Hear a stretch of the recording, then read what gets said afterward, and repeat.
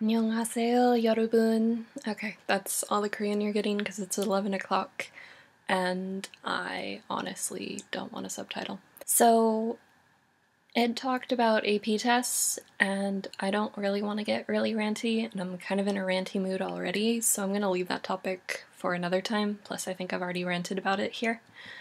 Yeah. HSK, that's all I'll say right now. Second thing, Chris, Anki is actually memorization in Japanese. When that word came up for me 2 weeks ago, right before finals, I was so psyched because then I knew Anki was developed by someone studying Japanese or someone familiar with Japanese, because, yeah. And then there were 2 other words that also have to do with memorization, which were ki-oku, which is memory, and ki-roku, which is to record.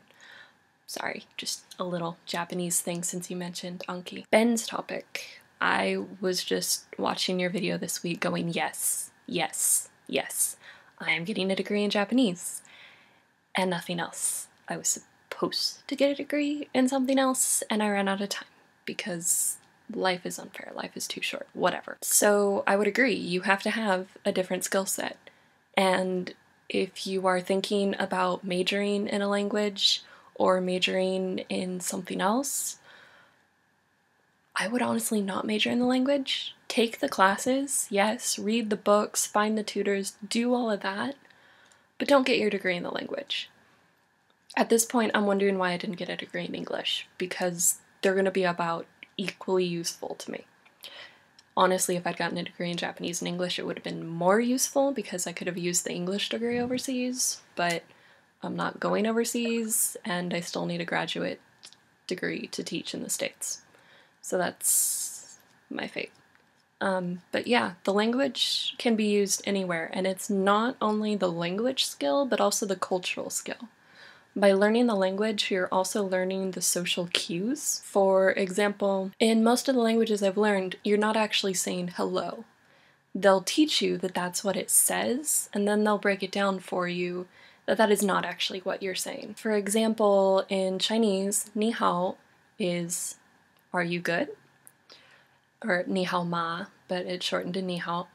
And then in Korean, it's annyeong haseyo, which is a polite form of peace be with you.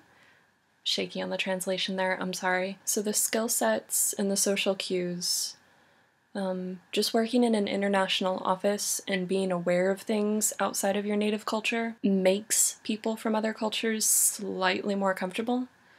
I mean, ultimately, if you're in an international office and everyone is white and everyone speaks English, and no one is welcoming you in the form that your culture expects, it's going to be rather difficult for you as a customer, a consumer, a student to adapt, which is why at international offices, international businesses, schools with international students, hospitals with international patients, or hospitals just with multicultural patients, like in a large city there's going to be groups that speak Spanish, there's going to be groups that speak Portuguese, there's going to be groups that speak any variety of languages that I can't rattle off the top of my head, because what they're going to speak in Portland is different than what they're going to speak in Boston, is different than what they're going to speak in London. There are going to be some similarities, but it's going to be different based on the city and the location you're in, and also the industry you're in. If you're in a university, you're probably going to hear a lot of Chinese and Arabic.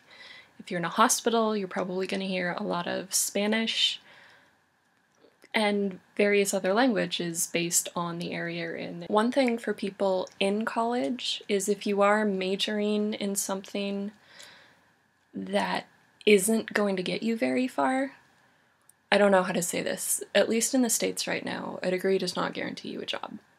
So make sure that you beef up your resume, so do the unpaid internships, do the volunteer work, make those social connections, keep your LinkedIn account active, because if I hadn't, I would have no idea what I'm doing in 3 months.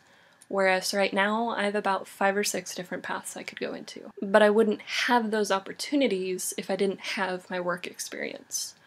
So, Ben, I wish you luck in your job in Paris next year. It's gonna be cool. And yeah, I'm at 6 minutes, so I'm gonna shut up. See you not next week. I will not see you next week. You will see Chris next week, and I will see you guys later. 안녕.